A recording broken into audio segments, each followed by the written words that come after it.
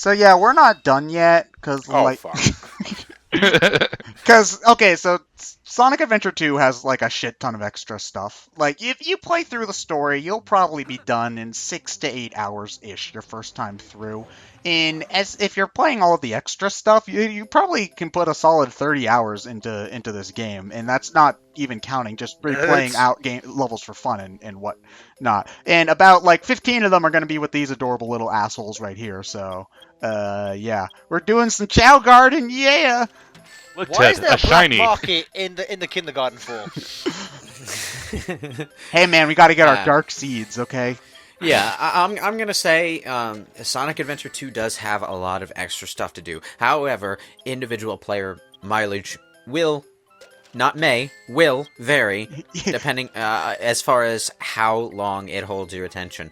In my case, I love Sonic gameplay, and Sonic Adventure 2 is a game that I had fun with, but I just cannot bring myself to be interested in any of the extra shit this game offers, and that's just me. And I know that there are going to be other people who really like a lot of it. No, there are people. I hate the Chow stuff. Okay, well, here's the. You say that, but I have heard, unsurprisingly enough and stereotypically enough, a lot of women play more of the Chow Garden than they do of the actual game, and maybe it's because these fuckers are cute and whatever, but it's something people find something in here, and I'm not a huge like pet simulator kind of person. So I don't really kind of get it, because a lot of the Chow Garden is honestly very obtuse. The game doesn't tell you shit about how to do anything like like evolution and not or other stuff. And Apparently, to make eggs hatch faster, what you need to do is rock them a lot. you can also throw them against the wall, but then the Chow's gonna hate you because you're an asshole. No joke. I legit. Well, this is more for the SA1 version. I legit thought you were supposed to drown them, so I would just throw them into the water. You thought that was how you taught them how to swim? Yeah. You can learn by doing, Chow. Learn by doing. it's a very sink or swim mentality. Now, the thing about the Chow, though, is they'll go in the water themselves when they have no swimming stat. Yeah, and then they don't like die if you put them in there. They're just like, yeah. They flail around. Blarkle. They flail around in neck deep water like they're drowning, but nothing really actually happens. But once they have a high enough swimming stat, they will swim like champions. Yeah, I think if you give them a high enough fly stat and you put them on one of the rocks up there, they will jump down and fly too. So yeah. Yeah. Now, the Chow. There's a lot to the Chow Garden. It's just depending on who you are, it might or might not interest you. But I wasn't just talking about the Chow, because the Chow is not all the game has to offer. Oh no. It's a significant side game, but I also am not interested in the side missions that they provide for the main game stages. How much have you played them, Lewis? Because I went back. I mentioned this earlier, but have you tried any of the Because get 100 rings or beat the level within the time limit are pretty. At one point, I was trying to complete all of the missions, because I figured, playing these levels 5 times, that's not too bad. It was around the time that I found out you also had to A rank everything. On an online guide that I said, fuck this shit. So I had probably played all 5 missions in about 2/3 of the levels of the game. Okay. Including at least one of the kart racing levels. Ooh. So. Okay. Well, my apologies there, but because I mentioned this in an earlier part, but there's a lot of I quite enjoy the Find the Chow in the hard mode levels, because there's a surprising amount of depth to the because I was actually playing Radical Highway to try to find the Chow, and there was a lot of hidden stuff in that level that I didn't see until I went by really meticulously and looked for it. And a lot of the stuff you have to do to get the mystic whatever it's called is pretty cool, and I do like the hard mode. What? He wants to name that. Yeah, he named it Ease. So I think you can give it your own name. I don't know how to. I don't remember how to do it. Is that a reference to the RPG series Ease? Yeah, which is criminally underappreciated for the record. But yeah, it's just I think, you know what I think would make it better is, this is a minor change, if you could have just selected the other 5 missions as soon as you beat the stage in the story mode. I think, Yeah, because if you didn't have have, to do them because, in like, order. I greatly value the hard mode levels, but you do essentially have to play the level 4 times in order to get to it, so you can be a little bit tired of, like, Radical Highway or Pyramid Cave by the time you get to that point. The other thing in my case is that when it comes to games with a structure that relies on you going back into the same linear level again, and by linear I don't mean without alternate pathways or exploration, I mean a point A to B level, similar to Sonic the Hedgehog Crash Bandicoot as opposed to Mario 64. There has to be a significant mix-up between missions. Otherwise, the only way you're going to keep me interested is if you approach your entire game design mentality the way Crash Bandicoot did, by letting you do a whole lot of the stuff in one visit if you're good enough. Petting the fuck out of him!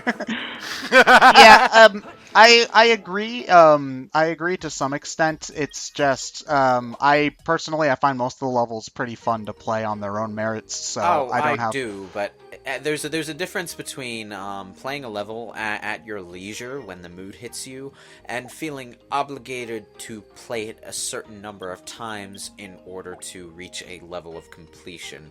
Is when I play a Sonic Unleashed level, I'm not doing it because I need to. I'm doing it because I woke up. I want something high speed and thrilling to wake me up in the morning, and I'm out of soda. So, you know, it gets just the joy of playing the level.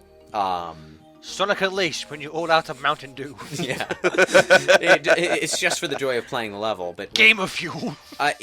You have to be very careful about goal-oriented replay value, because then it becomes a grind. Yeah, because you don't ever need to do them, I find them a nice bonus for those who just want to they're there if you want them, and if you don't want them, that's fine. Yeah. Because, you know, I think you get plenty out of just the main story on its own. Yeah. Because, again, like, it's about 8 hours. That's the standard length for a single-player action game. So it's just that the two prime examples that stand out in my mind as ways to have replay value of linear levels with multiple missions each. Those two examples are Crash Bandicoot 2 and Super Mario Galaxy 2, where in Crash Bandicoot 2 there were multiple goals to complete, but if you were explorative or just knew what you were doing beforehand, you could complete all of the goals on one pass, except with a few exceptions, although those exceptions could usually be circumvented by doing the levels in a smart order. In Mario Galaxy 2, each mission was practically its own level because the level geometry changed that much, and the paths you took changed that much, and the goals you had to complete changed that much. I have no idea how to play these minigames, for the record. There's a very simple way to play these minigames. That way is Don't. grind. Yeah, grind it until they're good enough. It's really entirely determined by your stats. I mean, there are ways to quote-unquote help, but it's your Chao doing the work. Like, if your Chao is discouraged, press the A button to cheer them on. Yeah, that just takes some of the edge off. You still need to have. I love low-level karate matches. They crawl at each other and they don't do anything. Like, okay, move over, Evo. Okay, melee, Mortal Kombat, Ultimate Marvel. No thanks. Chao karate. Bitch. Why the fuck are we Bitch raising slap. Chao to beat each other up? This is worse than Pokemon. Alright, Chowski, you have to hit him, sweetheart. Look at they're just staring at each other. Like, I did 2 fights of Chao karate before I lost, and I only left in one because they just stare at each other half the time. Like, look at them whenever they try to hit each other, they close their eyes and they're like, yeah. Yeah, and you know they're yawning right now because they're out of zeal. I'm mashing the A button. He's like, I really don't want to fight right now. Can I just go home, please? Chowski, I'm just gonna wave my arms around. If you get hit, it's your own fault.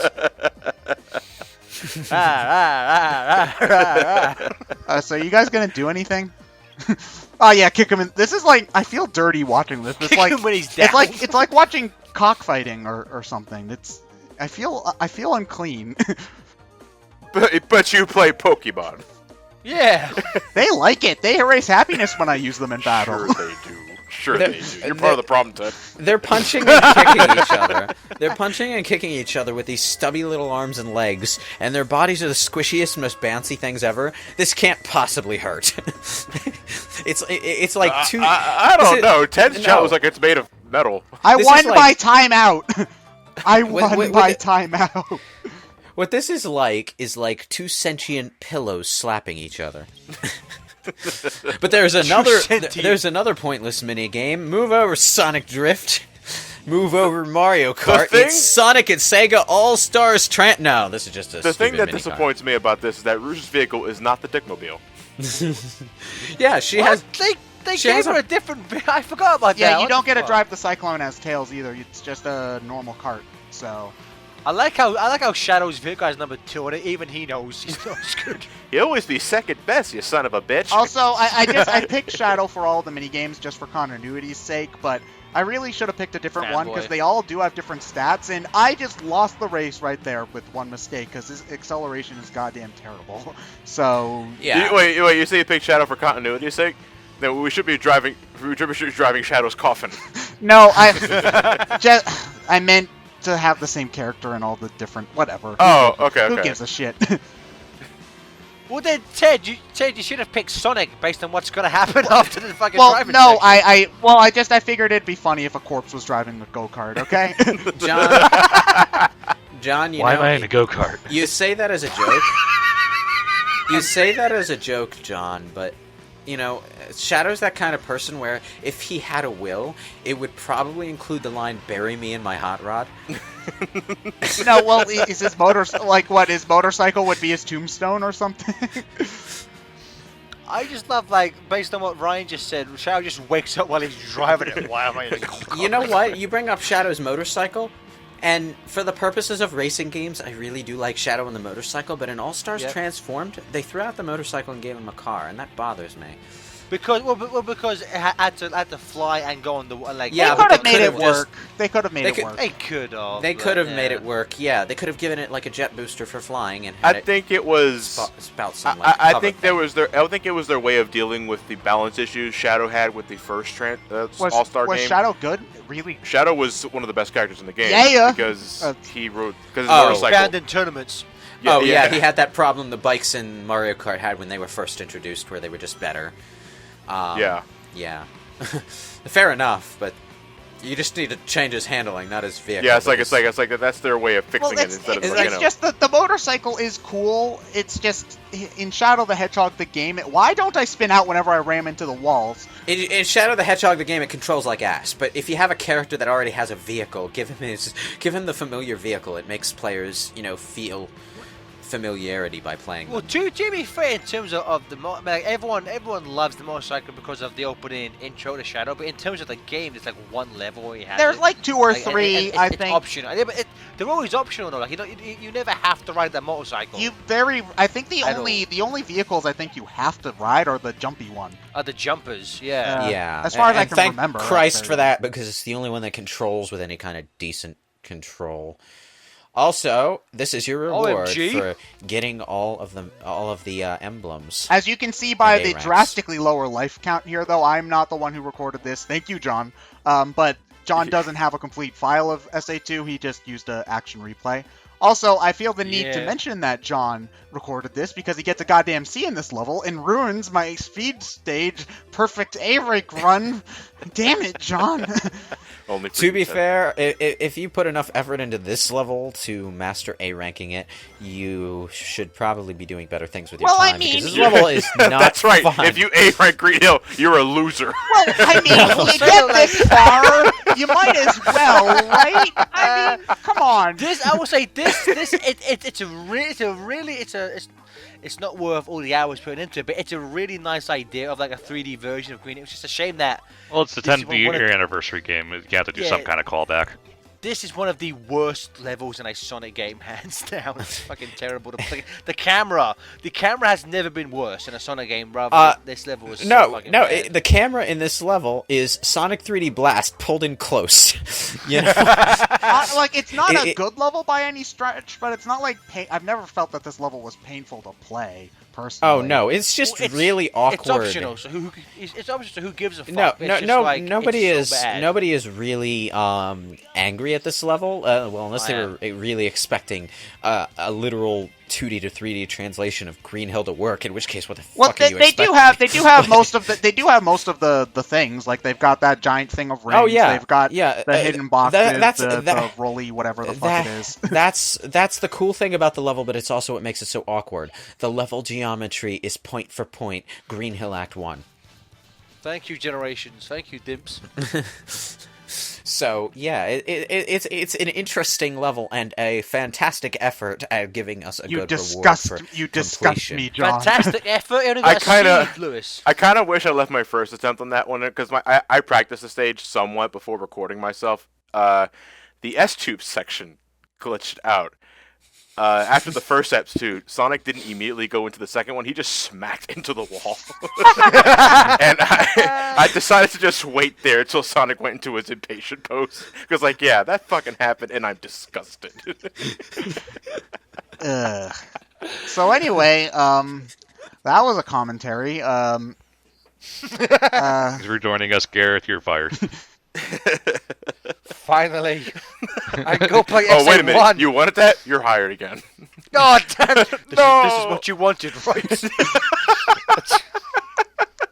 We're like those Japanese companies that keeps people on board and makes them do menial tasks instead of actually outright firing them. So, Gareth, we're proud to announce that you're going to be the one to record the Sonic Rush Adventure playthrough. Good job, buddy. Hooray! I don't have a way to record 3DS, so I'm just going to use my iPhone when I play the game. I hope that works for Webcam footage, hooray! Oh man, that takes me back. Sonic Rush Adventure 4K, 60 frames a second. Man. With 40% more dolphin commentary. It better have the unregistered AVI watermark in the top corner. I remember the dark ages when it was perfectly fine to record a let's play or a skill rank of a skill video of a game with not even a proper camcorder, with a webcam pointed at a television in a dark room. We all did that though. Let's be honest. Hey, we still do that. I did that. Some of my first YouTube videos were Sonic Unleashed S-Rank runs recorded with my webcam. I did that with some of my videos. Dazzle was a new thing at that time. Also expensive. It is. You could say it's dazzling how far we've come. I'm so proud of all of you guys. It's great. Yeah, Color's such a better game. Yep. Yeah. They're honestly to me they're apples and oranges, but the reason if apples are way better, which they are. Okay, since we're going to be going like 10 minutes after the goddamn video's over anyway. To me, I like this game so much, and I will always say that this is my favorite Sonic game as opposed to it being the best Sonic game because I understand that it has flaws, but I just don't care. I love it. So I understand that there's like an emotional, not really logical core to my argument. You know what, Ted? The fact that you're able to make that distinction means I hate you. The fact that he is able to understand the difference between favorite Sonic game and best Sonic game. It just goes to show that Ted is like already fucking mature than 80% of fanboys that just go and say, no, this is great, you're wrong. Thanks. Yeah. I guess I suppose being better than an internet troll is something. But it's just this is what I imagine playing Sonic in the 3D environment is like, and I wish that they try again. That's just what I want. I want them to try this again because this to me will always be 3D Sonic. So I want them to give it another shot.